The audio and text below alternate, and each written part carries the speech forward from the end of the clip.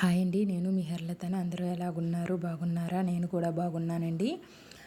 నిన్న చిలుక ద్వాదశి కదండి. అంటే ఏకాదశి రోజు మరుసటి వచ్చే ద్వాదశి.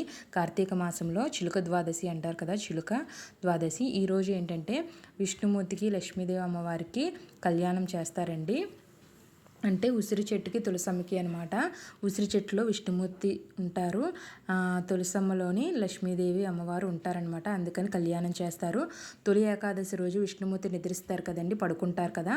ఈ రోజు చిలుక ద్వాదశి రోజు మేల్కొంటారనమాట. కాబట్టి ఈరోజు అనేది కళ్యాణం చేస్తారు. ఈరోజు బృందావనంలోని విష్ణుమూర్తి అనేది ఉంటారు అని చెప్తారనమాట. అందుకని మనం ఈ పూజలోని రాధాకృష్ణ దేవుడి ఫోటో కానీ, లేదంటే విష్ణుమూర్తి లక్ష్మీదేవి అమ్మవార్ల ఫోటో కానీ పెట్టుకోవచ్చు అనమాట. మేమైతే ఈ విధంగా అయితే చేసుకుంటామండి. మీరు ఏ విధంగా అయితే చేసుకుంటారో కామెంట్ చేయండి. మేము ఏ విధంగా చేసుకుంటామో అయితే నేను మీకు ఈ వీడియోలో చెప్తున్నానండి.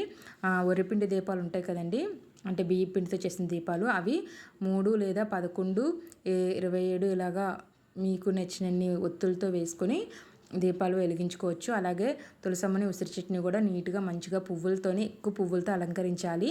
అలాగే పళ్ళు పెట్టుకుంటామండి. ఏమైనా మనకు నచ్చిన పళ్ళు పెట్టుకోవచ్చు. నేనైతే ఖర్జూరం ఉంటుంది కదండి, ఖర్జూరము, అలాగే అటుకులు, బెల్లము, చలిమిడి, వడపప్పు అయితే పెట్టుకుంటామన్నమాట.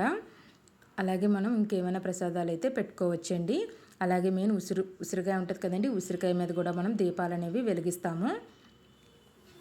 మేమైతే ఈ విధంగా చేసుకుంటామండి ప్రతి సంవత్సరం కూడా. ఈ వీడియో కనుక నచ్చినట్టయితే లైక్ చేయడం, అలాగే సబ్స్క్రైబ్ చేసుకోవడం మాత్రం మర్చిపోకండి. అలాగే సబ్స్క్రైబ్ చేసుకుంటున్న వాళ్ళందరికీ కూడా చాలా చాలా థ్యాంక్స్ అండి. మీ సపోర్ట్ అనేది ఎప్పుడూ ఇలాగే ఉండాలని మనస్ఫూర్తిగా కోరుకుంటున్నాను. మీరు ఈ చిలుక ద్వాదశిని ఏ విధంగా చేసుకుంటారో కామెంట్ రూపంలో తెలియజేయండి. అలాగే ఇంకొక మంచి వీడియోతో నేను మళ్ళీ ముందుకు వస్తాను. అప్పటి వరకు చూస్తూనే ఉండండి. Thank you for watching.